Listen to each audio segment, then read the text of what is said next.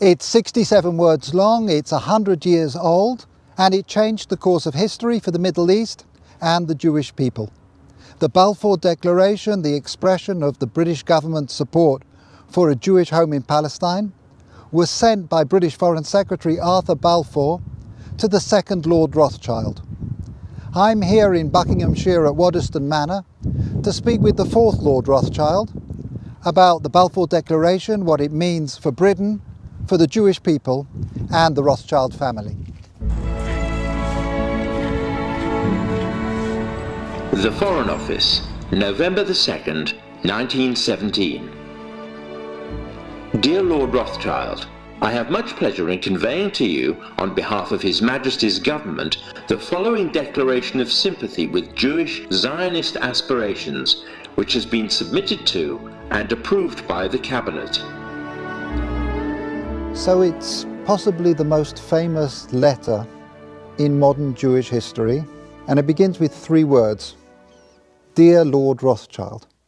Why was it that this letter was sent by the Foreign Secretary to your great-uncle Walter?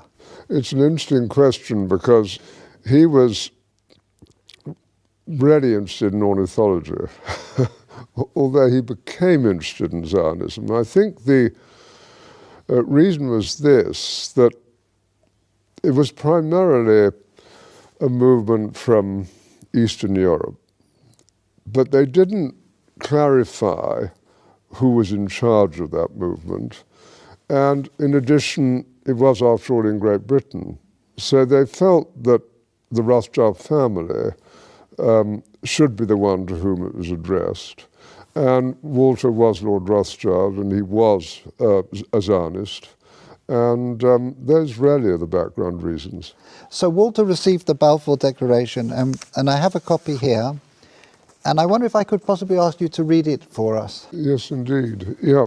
I'm going to put on my spectacles to make sure I read it accurately. His Majesty's Government view with favour the establishment of Palestine as a national home for the Jewish people, and will use their best endeavours to facilitate the achievement of this object, it being clearly understood that nothing shall be done which may prejudice the civil and religious rights of existing non-Jewish communities in Palestine, or the rights and political status enjoyed by Jews in any other country. I should be grateful if you would bring this declaration to the knowledge of the Zionist Federation. Yours, Arthur Balfour. And here it is, the Balfour Declaration. What do you feel when you see it here? I genuinely feel it's one of the most extraordinary moments in the history of the Jewish people. If you think it took 3,000 years to get to this, and then you say, how did this miracle happen? It's the most incredible piece of opportunism. I mean, if you think you had an impoverished would-be scientist, Chaim Weizmann, who somehow gets to England, meets a few people, including members of my family, seduces them. He has such great charm and conviction.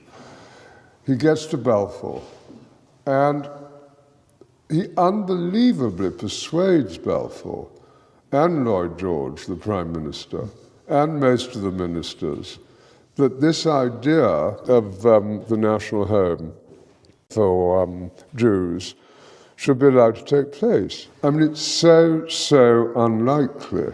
Then he's, starts to fight a difficult battle with the British cabinet, and this letter goes through 5 drafts, as you know. And in the end, it comes out as a rather compromising letter. I mean, the essential point is there for the Jewish community to fasten on to. You have the first bit, which promises a national home rather than the national home, and then you have the bit that nothing that's to be done should in any way harm the Arab community. But you come back to the big point, which is that this is perhaps the greatest event in Jewish life for thousands of years. And it's a miracle that it took place. And of course, the Rothschild family then as now filled 2 roles, because it wasn't just a leader of diaspora Jewry, it also played a very significant role in the early years of the establishment of the pioneer communities in Israel as well. There were two branches of the Rothschild family primarily concerned. One in France through Baron Edmond de Rothschild, who was the one who responded to the Russian programs of the 1880s. In England, there was a divide. Some of the Rothschilds, in particular Baron Edmond's son, James, known as Jimmy, had come from France, partly because of the Dreyfus case and his horror about what had happened, to live in England. He was educated at Cambridge University. And he married an English girl, Mrs. James de Rothschild, and she became a leader at a very young age. She was only 17 when she started writing to Weizmann and introducing him to the British establishment. Other Rothschilds felt it was better to be assimilated into English life, and although they retained their interest in Judaism and Jewish life, they didn't think it was a good thing that this national home should be established in Israel. So it was something that divided my family, as with many other families. I wonder, as somebody who moves in the highest echelons of British society and is very close to Israel, whether you in your life feel a tension between concern for Israel and loyalty to Britain? No, I don't personally feel that. I mean, I've been completely committed to Israel since the early 1960s and have been there every year since. So I don't feel that conflict, but I, of course, feel a huge loyalty to Great Britain. Just tell us a little bit more about Walter, the second Lord Rothschild, because he was an unusual and colourful character. He was a deeply eccentric man, but from a very early age his passion was collecting. He rode about Tring Park on a giant tortoise. He had a zebra carriage. A carriage pulled by zebras? Yes. He collected on a massive scale birds, insects, fleas, it was butterflies. The largest single collection created by a single individual. I think that's true. I think certainly in Great Britain, I think probably anywhere, he was the greatest collector of ornithological material. His niece, Miriam, writes that for 2 years, as one of his eccentricities, he didn't open any of the letters that were sent to him and stuffed them away into wicker baskets. And it does make you wonder what would have happened if the Balfour Declaration, the letter had been one of those letters that he'd actually, yes, stuffed. That's true. At that stage, and it's very difficult to quite understand why, he had taken a deep interest in what was happening about the possible Balfour Declaration. So maybe those letters would have got to the top of his file. I just want to revisit for a moment your cousin Dorothy, who you mentioned, who at an extraordinarily young age, still in her teens, played such a critical role as a go-between and a facilitator for Chaim Weizmann. Can you say a little bit about her? Well, she married my cousin Jimmy when she was 17. So this is your cousin Dorothy, Dolly. Yep, Mrs. James de Rothschild. And from her teenage years onwards, she was a major supporter of Israel, wasn't she? Major supporter. I mean, she worshipped her husband, who'd been deeply committed, son of Baron Edmond. It was due to him, I think, that she became interested. But once she became interested, she became passionately interested. After his death, she became even more committed. She just wanted to carry out his wishes and what he cared deeply about. And then she had her own personality, a deeply good human being who was quite unselfish. She devoted herself to this place, to Israel, and to a few friends, and had a wonderful life. And you can read letters from her to Weizmann and from Weizmann to her when she was only 17. And what she did which was crucially important, was to connect up Weizmann with the British establishment. I think she also trained him in how to deal. She helped educate how to and it's conduct himself. at that age, but she did sort of tell Weizmann, how to kind of integrate, how to insert himself into British establishment life, which he learned very quickly. So I'm here in the Waddesdon Manor archives, where there is a treasure trove of remarkable documents from the time of the Balfour Declaration. We have the correspondence here between the teenage Dorothy and her husband James, and it's really a love story. Here Dorothy is writing to James. She says, "Jimmy, I thought I would not like one day to pass without giving you a piece of news you have never heard before. I love you." But of course their correspondence wasn't just romantic correspondence. Here we have detailed letters describing her dealings with Zionist leaders, her advice and her suggestions regarding the conferences of the Zionist movement. And here we have a letter that the young Dorothy, still not 20, sent to Dr. Chaim Weizmann, where she's talking about the meetings that she's arranged for him. And as we've heard, she was helpful in training and preparing him to enter into the highest echelons of British society to advance the cause of the Zionist movement. She was an important character in your life as well. She really introduced you to Israel in some way. She was a crucially important character in my life. I became a trustee of Yad Hanadiv over 50 years ago. Which is the Rothschild Philanthropic Foundation. Yes, being our foundation. And I think I first went in 1962. Can you share with us your sense of what things have been changing in Israel since that first visit? Yes. As Israel, I think, became more and more successful in all sorts of ways, industrially successful, absorption successful, technologically successful, great universities, the problems with the wars that took place, being the clearest examples, of security became more paramount. And so you did see a shift in Israel from kind of the liberal Western place that it had been in the early 60s to something of a very different character. And you also have a shift, of course, between communities in Israel. I mean, Israel is a patchwork of different immigrants from different countries.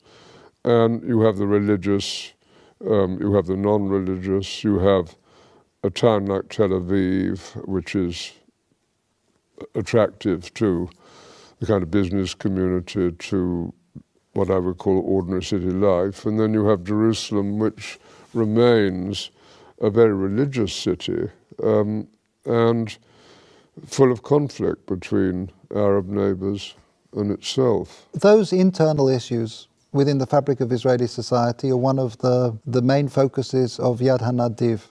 Can you mention just one or two of the projects that feel to you most significant? Yes, we do a great deal of work on education, a great deal of academic work. We keep going at Ramat Hanadiv, the garden where Baron Edmond was eventually buried. We're on the point of building the new National Library of Israel. I have two unexpected ones, perhaps. If you take the Orthodox community, it's important that they have employment. And we're trying to develop programs which it's possible for them to undertake. Similarly, you have a problem with Arab unemployment, and we set up jointly with the government employment centres to facilitate greater employment of Arabs within Israel. And so we're an active foundation trying to help with these fissures in Israeli life and to do some good. And we're sitting here looking forward to the 100th anniversary of this significant letter. If I can just ask you to think about the next centennial, 100 years' time, and just maybe share some of your hopes, your aspirations about where Israel will be.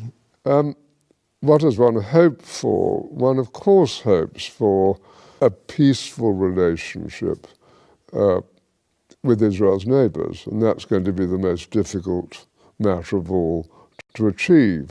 But even now you can see, with the disarray in the Middle East and the importance of relationships that Israel is developing, not only with Jordan, but also with Egypt and indeed with Saudi Arabia, even if they're not publicized because of the Sunni-Shiite war.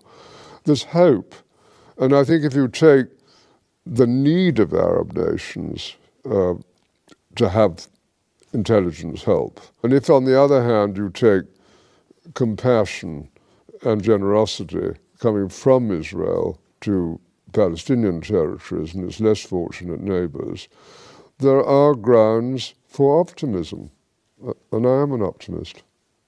Lord Rothschild, thank you very much indeed. No, thank you.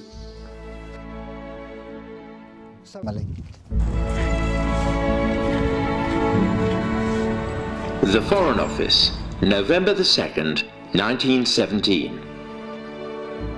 Dear Lord Rothschild, I have much pleasure in conveying to you, on behalf of His Majesty's Government, the following declaration of sympathy with Jewish Zionist aspirations, which has been submitted to and approved by the Cabinet. So it's possibly the most famous letter in modern Jewish history, and it begins with, it's 67 words long, it's 100 years old, and it changed the course of history for the Middle East and the Jewish people. The Balfour Declaration, the expression of the British government's support for a Jewish home in Palestine, was sent by British Foreign Secretary Arthur Balfour to the second Lord Rothschild. I'm here in Buckinghamshire at Waddesdon Manor to speak with the fourth Lord Rothschild about the Balfour Declaration, what it means for Britain, for the Jewish people and the Rothschild family. 3 words. Dear Lord Rothschild. Why was it that this letter was sent by the Foreign Secretary to your great-uncle Walter? It's an interesting question because he was really interested in ornithology, although he became interested in Zionism. I think the reason was this, that it was primarily a movement from Eastern Europe, but they didn't clarify who was, or I read it accurately. His Majesty's government view with favour the establishment of Palestine as a national home for the Jewish people, and will use their best endeavours to facilitate the achievement of this object, it being clearly understood that nothing shall be done which may prejudice the civil and religious rights of existing non-Jewish communities in Palestine, or the rights and political status enjoyed by Jews in any other country. I should be grateful if you would bring us in charge of that movement. And in addition, it was after all in Great Britain. So they felt that the Rothschild family should be the one to whom it was addressed. And Walter was Lord Rothschild, and he was a Zionist. And those really are the background reasons. So Walter received the Balfour Declaration, and I have a copy here. And I wonder if I could possibly ask you to read it for us. Yes, indeed. Yeah. I'm going to put on my spectacles to make sure.